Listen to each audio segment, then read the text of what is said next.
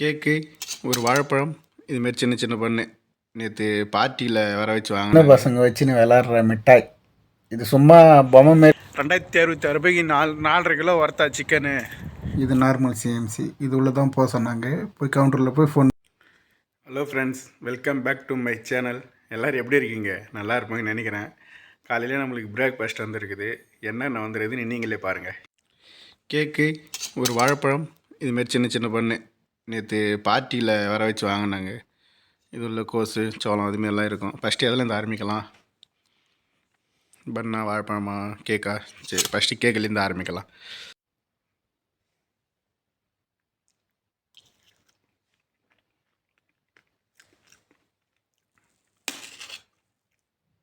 ஐயோ,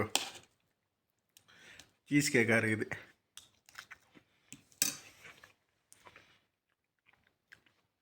நார்மல் கேக்காக இருந்தால் நல்லாயிருக்கும்.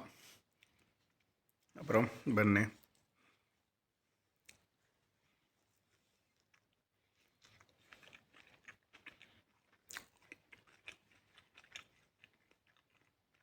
ஆஹா, அருமையாக இருக்குது.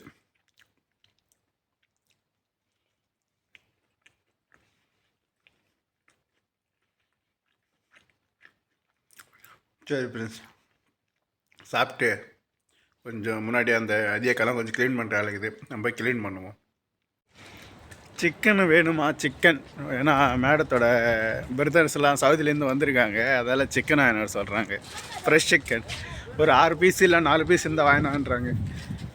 சிக்கன் வாங்குறதுக்கு பதில் ஒரு மீனுங்கன்னு வாங்கி சமைச்சு போட்டால் தானே அவங்களும் கொஞ்சம் சந்தோஷமாக இருப்பாங்க, நாங்களும் கொஞ்சம் சந்தோஷமாக இருப்போம்.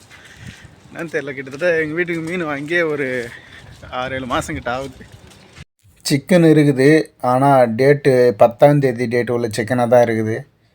சரி, இருந்தாலும் எடுத்துக்கலாம். மேடம் 6 பீஸ் கேட்டாங்க, நம்ம ஒரு 5 பீஸ் எடுத்துக்கலாம். ஏன்னா ஏடிஎம்மில் காசு இல்லைன்னா கொஞ்சம் இதுவாகிடும்ல. ஒரு 5 பீஸ் மட்டும் எடுத்துக்கலாம். கேஷியர்கிட்ட போகலாம். ஆளுங்க நின்றுனே தான் இருக்காங்க. என்ன மிஷின் எதனா ரிப்பேர் ஆச்சு என்னான்னு தெரியல, இவ்வளோ பேர் நிற்கிறாங்க. சரி, நம்ம அப்படியே சுற்றி பார்ப்போம். இதெல்லாம் சின்ன பசங்க வச்சுன்னு விளாட்ற மிட்டாய். இது சும்மா பொம்மை மாரியே இருக்கும், ஆனால் அது உள்ளே அந்த ஜீரக மிட்டாய் மாரி ஒன்று இருக்கும். நம்ம ஊரில் சாப்பிட்டுருப்போம், உங்களுக்கு தெரியும்னு நினைக்கிறேன். எல்லாம் பசங்களை அட்ராக்ஷன் பண்ணி ஏமாற வைக்கிறதுக்கான ஐடியா.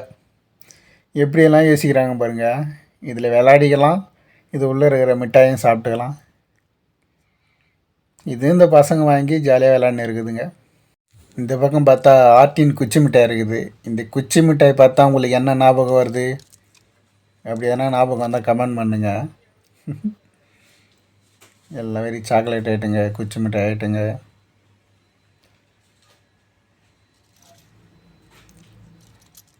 இங்கே கூட அந்த ஜீரக மிட்டாய் கிடைக்குது, அதிகம் தான் இருக்குது. சிக்கன் வாங்கியாச்சு. 4.5 கிலோ கணக்கு வரும். ஏன்னா 800 கிராம் 900 கிராம் இருக்குது. 4.5 கிலோ கணக்கு வச்சுக்கலாம். 4.5 கிலோ வந்து 7.5 தினார் ஆச்சு. நம்ம ஊர் காசுக்கு 2066 ரூபா. 2066 ரூபாய்க்கு 4.5 கிலோ ஒர்த்தா சிக்கனு தெரியல. அதுக்கே சிக்கனு போட்டு ஒரு 3 நாள் ஆயிடுச்சு. 3 நாள் சிக்கன் தான். ஏன்னா 10ஆம் தேதி டேட்டு தான் இது கிடச்சிது. அதுமாதிரி தருவாங்க சமைச்சு. நம்மளுக்கு ஏதோ ஒரு 1/2 பீஸ் வரப்போகுது. இது நம்மளுக்கு எது கவலை. எனக்குன்னா ஒரே கவலைனா மீன் எடுத்து ஆக்க மாட்டேங்கிறாங்க, அதான் கவலை. ஏன்னா மீன் சூப்பராக செய்வாங்க எங்கள் வீட்டில், மீன் பிரியாணி. காலையிலேருந்து வண்டி ஷார்ட் பண்ணல. காலையில் கடைக்கு போனதோட வீட்டு முன்னாடி இருக்கிற கடைக்கே போய் வந்துட்டேன். இப்போ வண்டி ஷார்ட் பண்ணதோட மேடம் வரல, என்னையே தனியாக போய் வர சொன்னாங்க. சிஎம்சி ஹாஸ்பிட்டலுக்கு போய்ட்டு எனக்கு ஃபோன் பண்ண அப்படின்னு நிற்கிறாங்க. ஏடிஎம் கார்டு கொடுத்து அனுப்பிக்கிறாங்க. மொத்தம் 3 ஏடிஎம் கிடைக்குது எங்கள் நம்மள்கிட்ட. போய் பார்ப்போன்னா என்ன சொல்கிறாங்க. இல்லை ஏன்னா மெடிசனா இல்லை எதனா பில்லு பே பண்ணணுமா என்னன்னு தெரில. ஏன்னா நேற்று நைட்டு ஹாஸ்பிட்டலுக்கு போயிட்டு லேட்டாக வந்தோம். மணி ஒரு நைட்டு ஒரு 12 மணிக்கு ஹாஸ்பிட்டலுக்கு போயிட்டு லேட்டாக தான் வந்தோம். அது எதனா பே பண்ண சொல்கிறாங்களா என்னன்னு தெரியல, எதனா பொருள் வாங்கினார் சொல்கிறாங்களா என்னன்னு தெரில. போய் பார்ப்போம் ஃபஸ்ட்டு. அது டென்டல் சிஎம்சி, இது நார்மல் சிஎம்சி. இது உள்ள தான் போக சொன்னாங்க. போய் கவுண்டரில் போய் ஃபோன் பண்ணுவோம் மேடத்துக்கு. ஏதோ காசு தான் பே பண்ண சொன்னாங்க. அது அப்பாயின்மெண்ட்டுக்கா இல்லை நேற்று வந்து செக்அப் பண்ணதுக்கு பே பண்ணதான்னு தெரியல. நேற்று வந்து செக்அப் பண்ணதுக்கு கூட எப்படி மேடம் கார்டு வச்சுருக்காங்க, மொபைல் வச்சுருக்காங்க, அப்புறம் எப்படி பே பண்ணாங்க? இன்றைக்கி பே பண்ணாங்க. ஒருவேளை புது பையனுக்கு எதனா அப்பாயின்மெண்ட்டு போட்டுக்கிறாங்களான்னு தெரில. 15 தினார் ஆச்சு. நம்ம ஊருக்கு காசுக்கு ஒரு 4133 ரூபா சம்திங். உடனே ஃபோன் பண்ணி ஜெராக்ஸ் கடைக்கு போய்ட்டு ஃபோன் பண்ண அப்படின்னு நிற்கிறாங்க. அப்படியே போகிற வழியில் ஜெராக்ஸ் கடை பார்த்து வீட்டுக்கு போக வேண்டியது தான். ஃபஸ்ட்டு வந்து அப்பாயின்மெண்ட்டு போட்டல, அது எங்கள் பையனுக்கு தான் போல் தெரியுது, ஹாஸ்பிட்டலுக்கு தான் இட்டுன்னு வந்திருக்காங்க. நான் அப்பாயின்மெண்ட்டு போட்டு நேராக போய் ஜெராக்ஸ் கல்லில் பையனுக்கு பேப்பர் வாங்கிக்கின்னு போய் வீட்டில் கொடுத்தேன். எங்கள் தங்கச்சி வீட்டு வரைக்கும் போவா அப்படின்னாங்க. அவங்க தங்கச்சி வீட்டுக்கு போனால் அவங்க ஒரு இடத்துல போய் அவங்கள இன்னொருத்தர் விட்டுன்னு அவங்கள இட்டு போய் வேறு இடத்துல விட்டுட்டு கொஞ்சம் நேரம் சுற்றி நின்றுட்டு வீட்டுக்கு வந்து கார் நிப்பாட்டினோம் 9 மணிக்கு. அப்படியே கார் ஆஃப் பண்ணாத இரு அப்படின்னு சொல்லி, ஏன்னா நாங்கள் போய் அவங்க மேடத்தோட தங்கச்சி ட்ராப் பண்ணோன்னு அவங்க ஃபோன் பண்ணி சொல்லிட்டாங்க, நான் இறங்கிட்டேன், குமார் வீட்டுக்கு வந்துருக்கிறான் பாரு அப்படின்னு.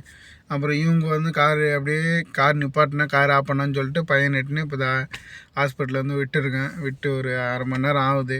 டைம் இப்போ 9:51 ஆகுது.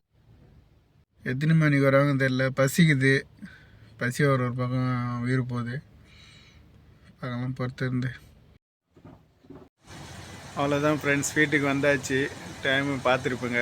இதுக்கப்புறம் தான் போய் சாப்பிட்ணும். தலை வேறு பயங்கரமாக வலிக்குது. பசி ஒரு பக்கம், இந்த விண்டோ இறக்கிட்டு உக்காந்துருந்தாங்கட்டி பனியில் தலை பயங்கரமாக வலிக்குது. மறக்காமல் சேனலை சப்ஸ்கிரைப் பண்ணி கொஞ்சம் சப்போர்ட் பண்ணுங்கள். தேங்க்யூ.